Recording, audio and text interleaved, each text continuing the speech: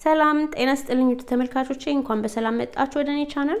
ዛሬ ይዤላችሁ የመጣሁት ቪዲዮ የሳምቡሳ ቂጣ አሰራር ነው።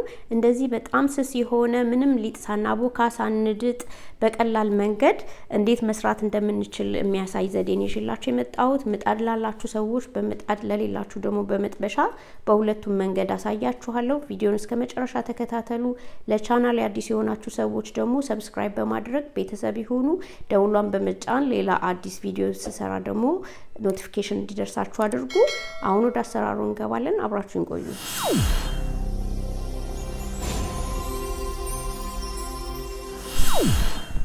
እሺ መጀመሪያ የሚያስፈልገን ውሃ በጣም ያልቀዘቀዘ የቧንቧ ውሃ ግን ትንሽ ለብ ያለ ውሃ እና ዱቄት ኦል ፐርፐዝ ዱቄት ወይ ደግሞ የዳቦ ዱቄት ማለት ነው። እሱን እናደርጋለን። እኔ እዚህ ጋር የተጠቀምኩት 1 ኩባያ ተኩል ነው ዱቄት። ለ1 ኩባያ ተኩል ግማሽ ሊትር ውሃ ነው የተጠቀምኩት። ግን ብዛቱ ያው እንደምትፈልጉት መጠን አድርጋችሁ እንደዚህ እንበጠብጠዋለን በደንብ።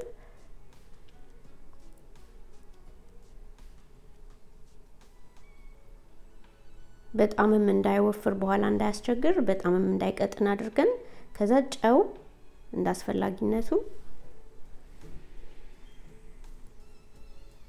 ቅጥነቱ እዚህ ጋር እንደምታዩት ልክ እንደዚህ እናደርግና ከዛ ምንም የጓጎለ ነገር እንዳይኖረው ደግሞ በሌላ እቃ በወንፊት አድርገን እናጠላዋለን።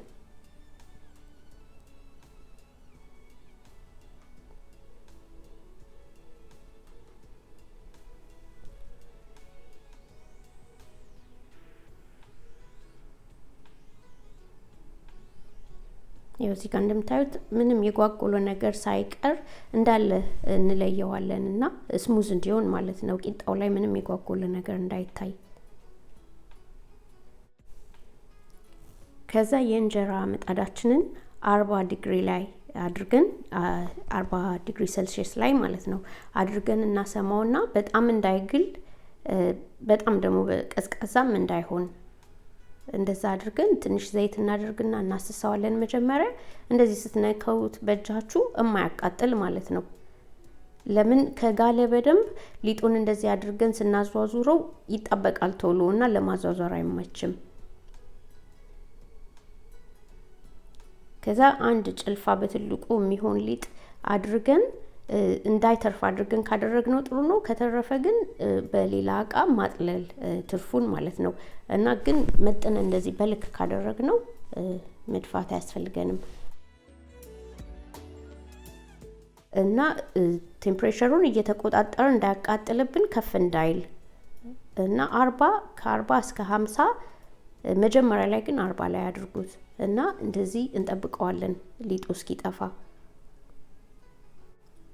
ዙሪያውን ሊጡ ከጠፋ በኋላ አሁን መጣዱ ችግሩ ምንድነው? እኩል አይሰማም ሁሉም ቦታ ጥግ እንዳያችሁት ትንሽ አልበሰለም እና ሌላው እንዳይቃጠል ብዬ ቶሎ አውጥቻለሁ። ግን እዩት እንደዚህ እንደምታዩት በጣም ቆንጆ ሆኖ ስስ ሆኖ ወጥቷል። ትልቅም ነው ሳይዙ። ይሄ የፈለግነውን ቅርጽ ለመስራት ያመቸናል ትልቅ ስለሆነ ሳይዙ። አሁን ደግሞ በመጥበሻ አሳያችኋለሁ። ይሄ መጥበሻ ለእንጀራ ከኔ የገዛችሁ ካላችሁ እሱ ራሱ ነው እና በሱ መጋገር ትችላላችሁ። ይሄንንም ዘይትን ቀባና ከመጋሉ በፊት ማለት ነው መጥበሻውም በጣም መጋል የለበትም። ትንሽ ሞቅ እንዳለ ከእሳት ላይ አንስተን ነው ሊጥ የምናደርግበት። እሳት ላይ ደግሞ ቀጥታ አንጥደውም። አሳያችኋለሁ ከዚህ ቀጥዬ። ይሄንንም እንደዚህ አዟዙረን የተረፈውን ሊጥ በሳህን ላይ እንደዚህ እናቀርበዋለን። አለበለዚያ ያስቸግራል ለማንሳት ከተደራረበ። ከዛ ውሃ እንጥዳለን በድስት እና ውሃው ሲፈላ በእንፋሎቱ ነው ከላይ ሳይቃጠልብን እንደዚህ ከድስቱ በላይ ጥደ ነው እሳቱን ሚዲየም ላይ አድርገን ማለት ነው። ውሃው ስቲል የተንተከተከ ነው። ልክ እንደዚህ ዳርዳሩ መነሳት ሲጀምር እናንሳዋለን። አያችሁት? እዚህ ጋር በጣም ስስ ነው፣ በጣም ቆንጆ ነው፣ በስሏል። ሳይደርቅ አንስተን በላስቲክ እንሸፍን። ወዲያው በላስቲክ ሸፍኑት አለበለዚያ ይደርቃል። የእንጀራ ላስቲክ አይነት ነገር ማለት ነው። እና ልክ ከመጥበሻው ላይ እንዳነሳችሁት ይሄን ሌላውን ከመስራታችሁ በፊት መሸፈንና ማቆየት እና በመሃል መጥበሻውን ዘይት እየቀባን እንደዚህ ያዞርን ሊጡን መጋገር።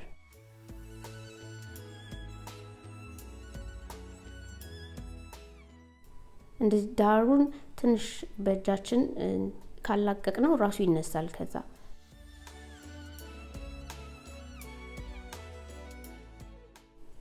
ይሄም ቆንጆ ሆኖ ወጥቷል። በቃ እንደዚህ ያደረግን አሁን ግን ደጋግመን ስንጋግር መጥበሻው እየጋለ ስለሚሄድ እንደዚህ አውርደነው ከጎን ሰፌድ ላይ ወይ የሆነ ዕቃ ላይ አድርገን ትንሽ ቀዝቀዝ እንዲል እናደርጋለን።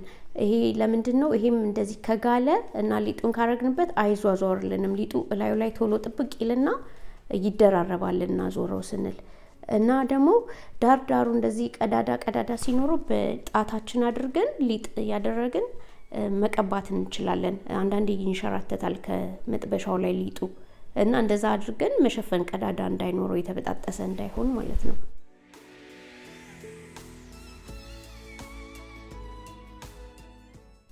እና በዚህ መልኩ ቂጣውን ጋግረን ከጨረስን በኋላ ደግሞ እንዴት አድርጌ እንደምጠቀልና እንደምጠብሰው ማሳያችኋለሁ።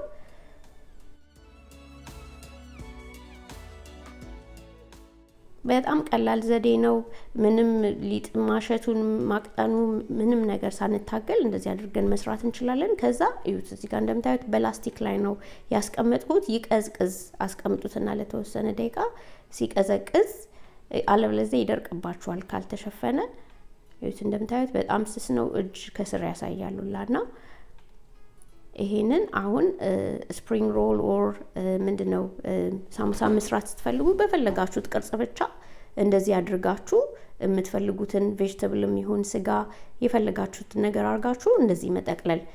ሳሙሳውንም ቢሆን እንደዚህ ካጠረባችሁ ሊጡ ቆርጣችሁ መቀጠል ትችላላችሁ። እንደዚህ ረጅም ካልሆነ በምጣድ የተጋገረው በቂ ነው። ይሄ በመጥበሻ ነው ግን እንደዚህ ለሁለት ከፍለን በምትፈልጉት መልኩ መጠቅለል። ከዛ እንደዚህ ኪስ ነገር አለው አይደል? እዛ ውስጥ ምስርም ይሁን ስጋ ወይ የፈለጋችሁትን ቬጅተብል አርጋችሁ እንደዚህ ጠቅልለን ማብሰል ማለት ነውና ይሄው እኔ ጠቅልዬ ጨርሻለሁ ሁለቱንም። ይሄንን ይመስላል።